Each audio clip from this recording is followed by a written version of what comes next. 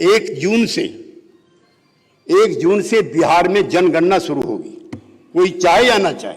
वहां की सारी पार्टियों ने कह दिया कि जो नीतीश कुमार जी चाहेंगे वो काम होगा। एमएसपी का कायदा कानून नियम बनाओ वरना गद्दी छोड़ो। जब संसद बांझ हो जाती है तब सड़कों को गर्म करना पड़ता है। 52% किसान इस समय कर्जदार है। हर किसान पर लगभग 16,000 से ज्यादा रुपए का कर्जा है। हर 5 मिनट के बाद देश के अंदर एक किसान आत्महत्या कर रहा है।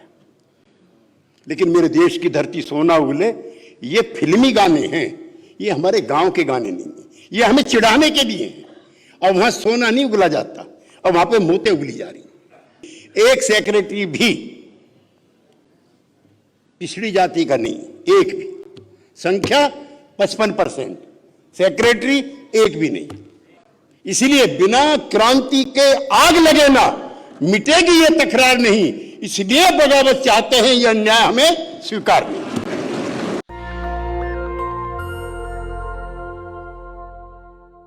किसान आंदोलन हुआ था तो 2 बड़े चित्र दिल्ली से लेकर के और सोनीपत के बॉर्डर पर लगे हुए थे। एक चित्र जो 23.5 साल की उम्र में देश की आजादी के लिए शहीद हुआ, सरदार भगत सिंह, और दूसरा ही उतना बड़ा चित्र चौधरी चरण सिंह का दोनों द्वारों पे लगा हुआ था, जो याद दिलाता था कि एक ने आजादी की लड़ाई लड़ी तो दूसरे ने हिंदुस्तान को दोबारा आजादी दिलाने की लड़ाई लड़ी। साथ ही इतिहास ने जितनी ज्यादती आपके पुरखे के साथ की, शायद किसी के साथ नहीं। एक चित्र थोड़ी देर पहले दिखाया गया, मेरे घर पे भी लगा हुआ है। 1947 में अंतरिम सरकार बनी थी और जवाहरलाल जी के बाद सबसे बड़े नेता गोविंद बल्लभ पंत जी थे। पंत जी के 3 सेक्रेटरी थे, संसदीय सचिव जिनको बोलते हैं। एक लाल बहादुर शास्त्री, दूसरे सीबी गुप्ता और तीसरे चौधरी चरण सिंह। ये पॉलिटिकल हायरार्की 1947 में चौधरी चरण सिंह की थी कि वो लाल बहादुर के बराबर थे और सीबी गुप्ता के बराबर थे। लाल बहादुर शास्त्री उसी कांग्रेस पार्टी ने देश के प्रधानमंत्री बनाए। सीबी गुप्ता 2 बार प्रदेश के मुख्यमंत्री बने और चौधरी चरण सिंह को मछली पालन केंद्र का मंत्री बना दिया। सिर्फ किस लिए? जो सवाल उन्होंने कांग्रेस पार्टी के अंदर उठाए, 1937 की उनकी चिट्ठियां हैं, जिनको पढ़ करके, याद करके, लिख करके सर छोटू राम ने अपने संयुक्त पंजाब में मंडी एक्ट लागू किया था, वो चौधरी चरण सिंह का बनाया हुआ कागज था 1937 का। आज जब बातचीत चलती है, संजय जी, एक और चीज मैं आपकी जानकारी के लिए कहना चाहता हूं। कांग्रेस पार्टी की विधानमंडल दल की बैठक में, जिसके वो पहली बार मेंबर चुने गए, उन्होंने आरक्षण पर पहला प्रस्ताव रखा। गांव के लड़कों की, नौजवानों की 1.5% भर्ती सरकारी नौकरियों में थी उस जमाने में, और गांव के लोग शहर में आकर के आदर के पात्र नहीं थे। चाहे 200 बीघे का चौधरी भी था, उसको भी चपरासी कोई जाकर के डांटता था, धमकाता था। चौधरी साहब ने इर्रेस्पेक्टिव ऑफ कास्ट कहा कि 50% नौकरियां गांव के लोगों के लिए रिजर्व करो। किसी ने कहा कि फिर दलितों का क्या होगा? उन्होंने कहा 25% उनके लिए कर दो। और इन्हीं सभी सवालों पे लड़ते लड़ते जब 1957 में नागपुर के कांग्रेस अधिवेशन में प्रस्ताव आया, इतिहास में कांग्रेस के में 2 ही बार ऐसा हुआ है। एक बार 1937 में हुआ जब सरदार पटेल प्रतिनिधि के रूप में बिहार गए हुए थे, और उस समय मालवीय जी कांग्रेस के अध्यक्ष थे। मोतीलाल नेहरू चाहते थे कि जो कपड़ा जलाने का, विदेशी कपड़ा जलाने का कार्यक्रम है, वो कुछ दिन के लिए मुलतवी कर दिया जाए, हटा दिया जाए।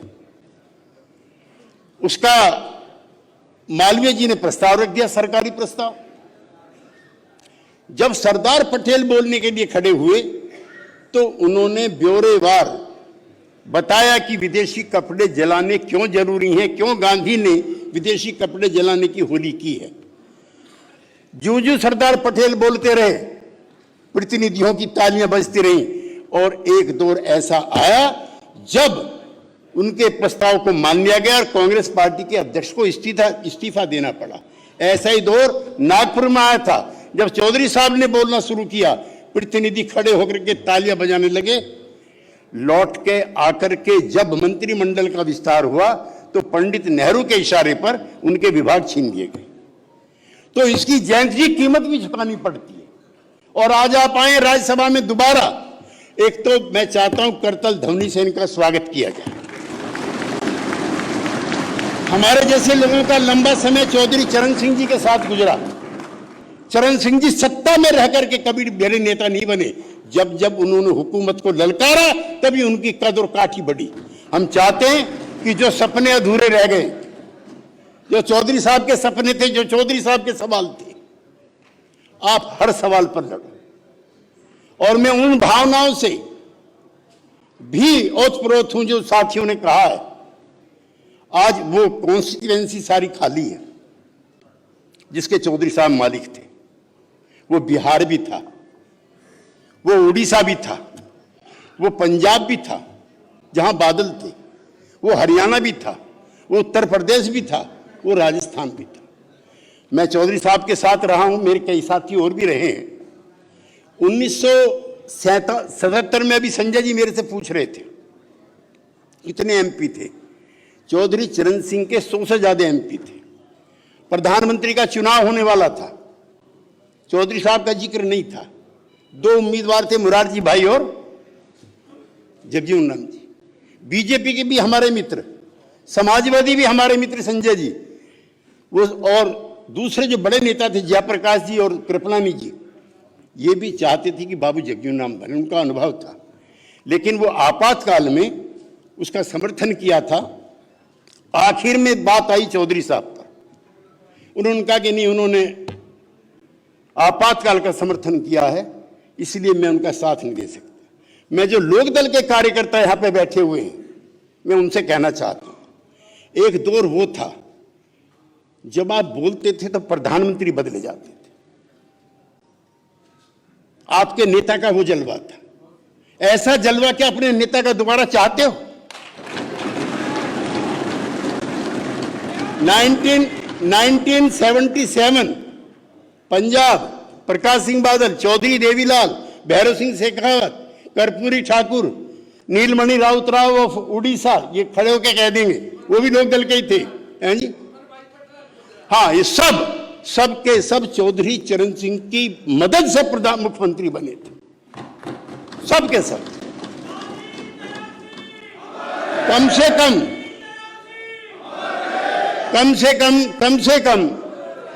150 मिनिस्टर रहे होंगे, एमएलए की संख्या नहीं है।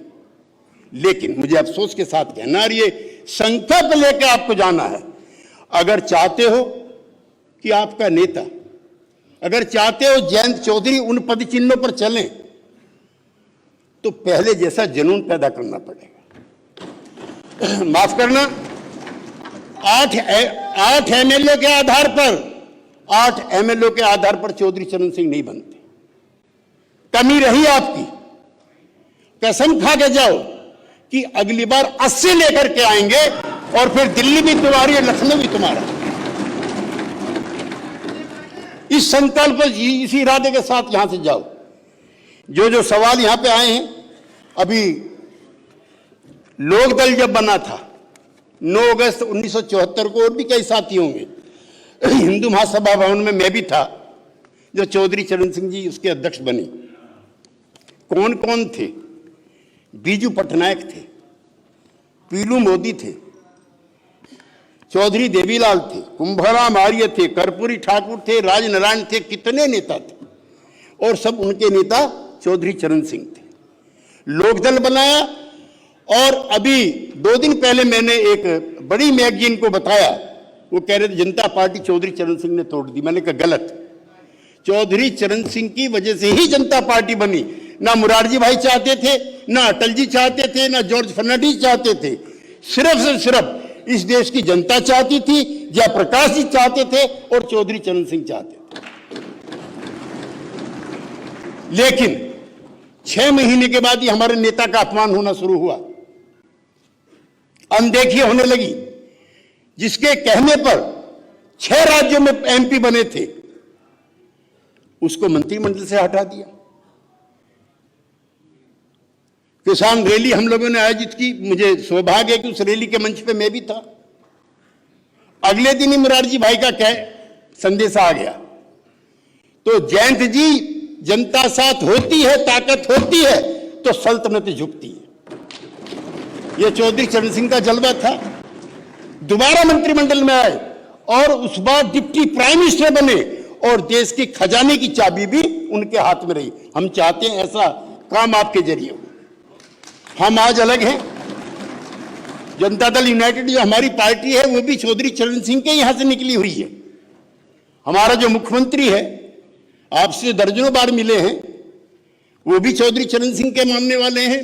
लालू जी भी मानने वाले हैं, उड़ीसा वाले भी मानने वाले हैं, हरियाणा वाले भी वही हैं। लेकिन उत्तर प्रदेश सबसे बड़ा राज्य है और आपके साथ चौधरी चरण सिंह का नाम जुड़ा हुआ है, इसलिए आप में संभावनाएं हैं।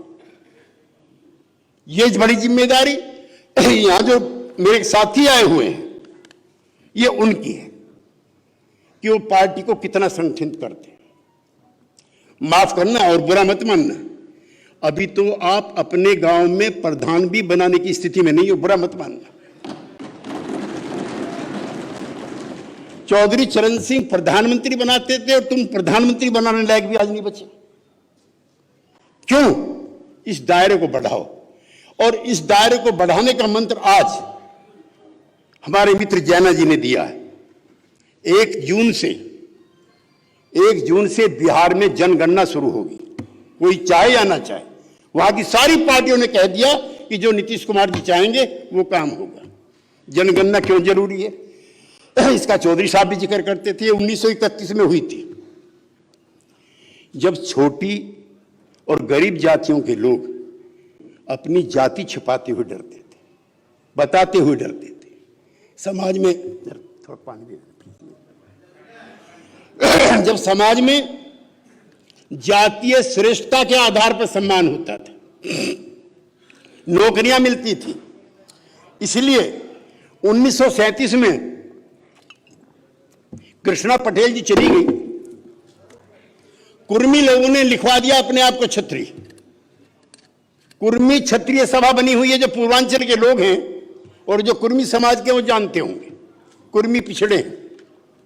बराबर का जिला है अलीगढ़, कल्याण सिंह जी हैं पिछड़े, लोध, पूरी बिरादरी लिखती है लोध राजपूत। तो ये उस समय की जो सामंती व्यवस्था थी, उसके तहत जातियां लिखवाने से लोग डरते थे। इसीलिए जब मंडल कमीशन की अनुशंसाएं लागू हुई हैं, तो 52.4% पिछड़े देश में हैं, ऐसा उसने माना है। और SC ST की पहले हो चुकी है। उनके अनुसार 24% जो है SC ST है देश के अंदर, ये उसने माना है। अब चिंता और डर क्या है, जो मेरे सभी साथी पहले से कह चुके हैं। अब देश के अंदर पिछले दिनों एक अखबार में चिंता व्यक्त की गई कि गिद्धों की संख्या कम हो रही है, गिद्धों की गिनती होनी चाहिए। उल्लुओं की संख्या घटी है पिछले दिनों, उल्लुओं की संख्या घटी है, इसलिए उल्लुओं की गिनती होनी चाहिए। और जो दौलत पैदा करने वाले लोग हैं, जिन्होंने इस देश को बना करके यहां खड़ा किया ऊंचाइयों पर, उनकी गिनती नहीं होनी चाहिए। लिहाजा ये आंदोलन, आप इसको जयंत जी पकड़े रहिए, यही आंदोलन है जो आपको लाल किले तक पहुंचाएगा। चूंकि चौधरी साहब के साथ जो सवाल जुड़ गए थे, वो त्रिपुरा तक पहुंच गए। जातिगत जनगणना को मत छोड़िए, ये देश के 80% लोगों की जुबान है, 90% लोगों की जुबान है, उनकी तकलीफ है। और जातीय गौरव की जो श्रेष्ठता कुछ लोगों की है, ये उसके खिलाफ बगावत, जिनको सदियों से न्याय नहीं मिला। मेरे मित्र कह रहे थे अभी, मैंने 2-3 लेख सफाई कर्मचारियों पर लिखे। मैं बहुत तकलीफ के साथ कहना चाहता हूं, 200 रुपए के जो कैजुअल लेबर्स हैं दिल्ली के अंदर, वो सीवर के अंदर जाते हैं जहां आपका पखाना घूमता है, उसमें इतनी जहरीली जैसे हैं कि अगर 2 घंटा भी कोई मजदूर रहता तो मर जाता है। हर 5वें दिन एक मजदूर मरता है।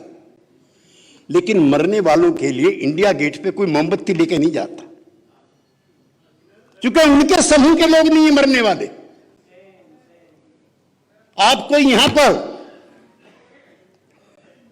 उन वर्गों का कोई आदमी अगर मर जाए, मैं उसके भी पक्ष में नहीं हूं, लेकिन शाम को इंडिया गेट पर आपको कतारें मिलेगी।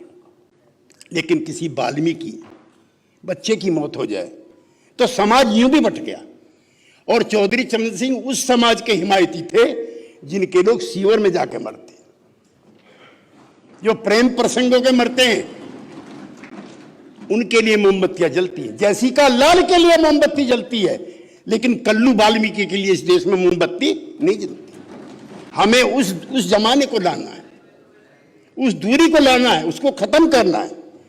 किसानों का सवाल है, हम तो कोई दिन नहीं गया है, कोई दिन नहीं गया है जिस दिन हम इस सवाल पर ना बोलें।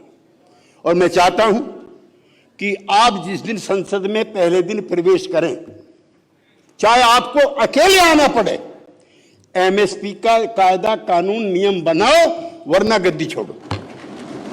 पहले दिन जाइए आप, उस दिन धरना भी रखवाइए किसानों से किसी स्थान पर कि मैं जा रहा हूं पहली बार इस ताकत के साथ,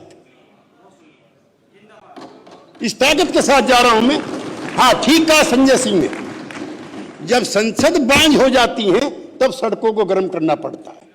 आज संसद बांझ है, उसके दिन घट गए हैं, उसकी तारीखें घट गई हैं, और बोलने वालों की तादाद भी कम हो गई। लिहाजा चौधरी चरण सिंह का अक्स और उसकी शक्ल आप में दिखती है। लिहाजा जिस दिन पार्लियामेंट चले, प्रधानमंत्री ने तीनों कानून वापस लिए, हम उनका भी धन्यवाद करते हैं, क्योंकि हम तो एनडीए में भी हैं। आपकी संगत में रहकर वहां से ना बाहर चले, आराम से रहने दो ना थोड़ी देर। इसलिए हम चाहते हैं कि अंदर से हम लड़े और बाहर से हम लड़े, और ये एमएसपी का जो कानून है लागू होना चाहिए। 52% किसान इस समय कर्जदार है। हर किसान पर लगभग 16,000 से ज्यादा रुपए का कर्जा है। हर 5 मिनट के बाद देश के अंदर एक किसान आत्महत्या कर रहा है। लेकिन मेरे देश की धरती सोना उगले, ये फिल्मी गाने हैं, ये हमारे गांव के गाने नहीं हैं, ये हमें चिढ़ाने के लिए हैं। अब वहां सोना नहीं उगला जाता, अब वहां पे मोतें उगली जा रही। इसलिए दिल्ली और इसके आसपास की जो जमीन है वो पॉलिटिकली भी फर्टाइल है और धन दौलत पैदा करने के मामले में फर्टाइल है। लेकिन भूख से और कर्जे से पंजाब हरियाणा ही छोड़ो, सिसोली गांव के भी एक किसान ने आत्महत्या की है। सिसोली गांव के भी एक किसान ने आत्महत्या की है। लिहाजा आज तक किसी पूंजीपति ने, जिन पे करोड़ों करोड़ों रुपए के कर्जे हैं, आत्महत्या नहीं की। उनके लिए कानून बने हुए हैं। किसी की सरकार हो, उनका नुकसान कम होता है। अब दूसरा सवाल जो है वो इसी से जुड़ा हुआ है, वो नया सवाल आपने शुरू किया, मैं उसके लिए आपको धन्यवाद भी करना चाहता हूं।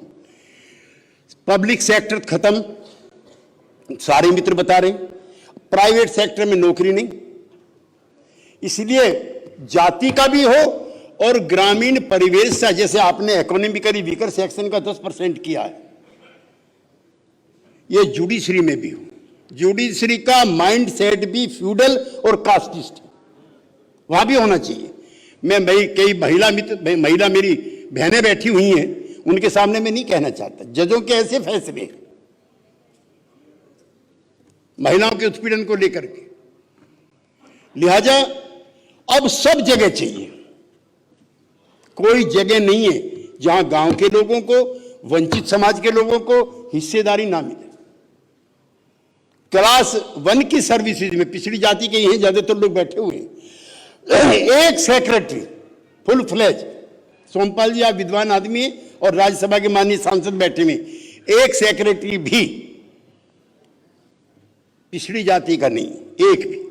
संख्या 55%, सेक्रेटरी एक भी नहीं। इसीलिए बिना क्रांति के आग लगे ना मिटेगी ये तकरार नहीं, इसलिए बगावत चाहते हैं, यह अन्याय हमें स्वीकार नहीं। लड़ेंगे तब मिलेंगे। और इसी लड़ाई में आप चंदन बन के निकलेंगे। इसी लड़ाई में आपकी कदकाठी बढ़ेगी। इसी लड़ाई में आपके चाहने वालों की तादाद बढ़ेगी। और एक चीज और कहना चाहता हूं, अगर इस लड़ाई को आगे बढ़ाया तो उत्तर भारत के सभी पार्टियों के छोटे छोटे संगठन आपके नेतृत्व में आएंगे, जैसे चौधरी चरण सिंह के भी आए थे। अब अगर हमें बुलाना चाहते हो, मैं लोकदल वालों से पूछना चाहता हूं, भाई हम आपके साथ कैसे हैं? हम तो आपसे बड़ी पार्टी हैं बिहार में, आप बड़ी बनाओ, हम आएंगे। चमत्कार को नमस्कार है। आप जयंत चौधरी को ताकत दो। लोकसभा का चुनाव आएगा अगले से अगले साल, एक भी जयंत चौधरी की और लोकदल की मर्जी के बगैर एमपी नहीं बनना चाहिए। करो तो या दिल्ली में भी हिस्सेदारी मिलेगी। और चौधरी चरण सिंह जब 74 में आए थे, उत्तर प्रदेश का चुनाव था, प्रकाश सिंह बादल 15 गाड़ी लेकर के 5 लाख रुपए लेकर के पहुंचे थे बगैर बुलाए। देवीलाल जी भी नहीं थे तब तक लोकदल में ठीक से, चांदराम थे, वो पहुंचे थे। तो ये देश तो सत्ता का पुजारी है, इसलिए जयंत चौधरी को सत्ता के करीब दिखा दो, पूरा हिंदुस्तान तुम्हारे साथ हो।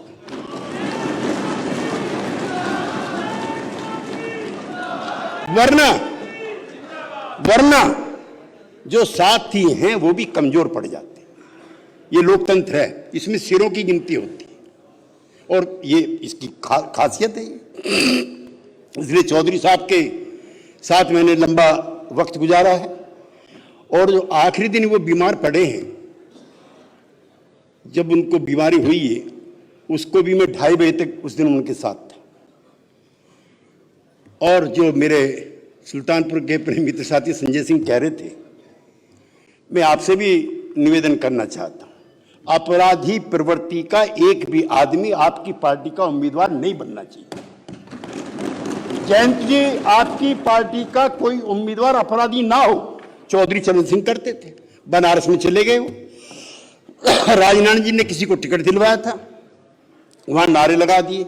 अब नाम लेके उन्होंने संजय जी ये तो नहीं कहा इसको हरा दो, लेकिन भैया हो सकता है मुझसे भी कभी कभी टिकट बांटने में गलती हो जाती है। वो दिवाली पे जुआ खेलता पकड़ा गया उनका उम्मीदवार चौधरी साहब का। अब 8-7 पहुंच के वहां पे, हालांकि चौधरी साहब के यहाँ कई बार झूठे भी पहुंच जाते थे विरोध करने के लिए, है ना, कभी कभी। लेकिन उन्होंने कहा कि ये नारे लगे उस पर, जो पकड़े गए, फला फला आए हैं, ताश की गड्डी लाए हैं, चौधरी साहब भाषण दे रहे। ये ताश की गड्डी का क्या मतलब? फिर किसी ने बताया जुआ खेलते पकड़े गए। तो चौधरी साहब ने कहा कभी कभी मुझसे भी गलती हो जाती है, अगर गलती हो जाए तो उसे ठीक आप कर सकते हो। तो ठीक जनता अपने आप ही कर देती थी। इसलिए चौधरी चरण सिंह के मन की, उनके विचारों की, उनके शिष्टाचारों की, उनकी पसंद के लोगों की पार्टी बनेगी तो आपको चौधरी चरण सिंह बनने से कोई नहीं रोक सकता। ये सावधानी इसमें बरतनी है। कारवां चाहे मुक्तसर हो जाए, रहजन कोई रहबर ना हो जाए, ये ध्यान हमें रखना है। मेरा लंबा यादों का सिलसिला उनके साथ रहा। उनके चरणों में बैठ करके मैंने राजनीति शुरू की और जो भी जिस स्थिति में छोटी मोटी हैसियत के साथ आज हम हैं, और हम ही नहीं हैं, त्रिलोक त्यागी बैठे, हम कोई हजारों लोग, किरण पाल सिंह बैठे हैं उधर, बाल्यान बैठे हैं, मामूली परिवारों के लोगों को निकाल निकाल करके वो राजनीति में लाए थे। जो सामंती परिवार थे हर बिरादरी के, उनका वर्चस्व खत्म हुआ और हमारे जैसे मामूली घरों से आए हुए लोग एमएलए एमपी बने। वो उस ताकत का नाम चौधरी चरण सिंह था। पैसे भी कई बार किराए के लिए नहीं होते थे। रामनरेश कुशवाहा जी को राज्यसभा का टिकट कैसे मिला? 4 दिन दिल्ली में रहने के बाद जब जाने लगे तो चौधरी साहब ने कहा तुम 3 दिन से क्यों घूम रहे हो यहां पर? उसने साहब किराए के पैसे नहीं है। उसने कहा 2 दिन रुक जाओ। अब तो 100 करोड़ 50 करोड़ में राज्यसभा मिलती है।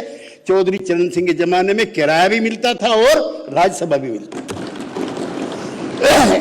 ऐसी राजनीति थी। की आपसे गुजारिश है कि अगर इसको बचाना चाहते हैं तो नेशनल दस्तक को सब्सक्राइब करने के लिए रेड कलर के सब्सक्राइब बटन को दबाएं, फिर बेल आइकन की घंटी दबाएं। नेशनल दस्तक को बचाने के लिए बहुत जरूरी है कि हर खबर को शेयर करें, लाइक करें, कमेंट जरूर करें।